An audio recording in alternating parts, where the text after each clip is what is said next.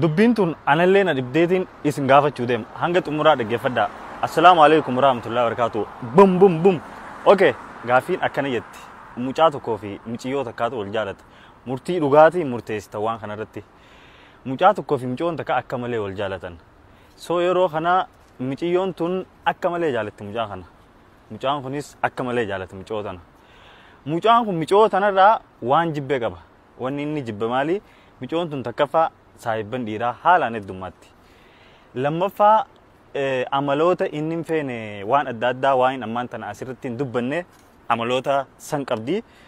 Amaloota san dhiisii kan inni johuun maaliif pilaanni isaanii yookiin karoorri isaanii wal fuudhudha waan ta'eef yoo amaloota kana kan dhiisu taate wal fuunaa jaan hedduu waan jaalatuuf waan san hunda dhiisee fi jechuu irra dabree fi ragaa wajjin waan qabuuf muciyyoo tana ishii osoo isaa wajji jirtuuti dhiira hedduu haasofsiisti dhiira hedduu dubbisti. Muciyyoon tun immoo isa duras bultii keessa turteeti baatee jechuudha. So yeroo kana dhiisuu dadhabde muciyyoon tun. Yeroo dhiisuu yoo xiqqaate amata lamaa ol eege muciyyoo tana mucaan kun. Eegeeti amata lamaa ol ogguu eeguu carraa dhumaa kanneef carraa dhumaatiin si kannaa jeen.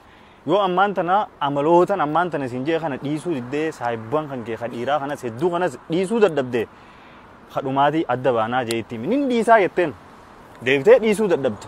Amaloota akkasuma irratti harka dhiisuu hin dandeenye mucaan tun. Mucaan kun biyyuma ishiin jirtutti muciyyoo biroo ta muciyyoo san irra bareeddu ta amala gaarii irra qabdu ta akkasumas ibaadaa rabbiitillee qabdu oggosuma fuudhe muciyyoon sana.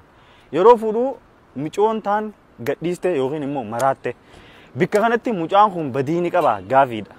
Yoo isin taate yoo maal gootan carraa biroo kennitaniif moo hanga dhumaa eedammoo amalootuma ishii sanii wajjin fuutan.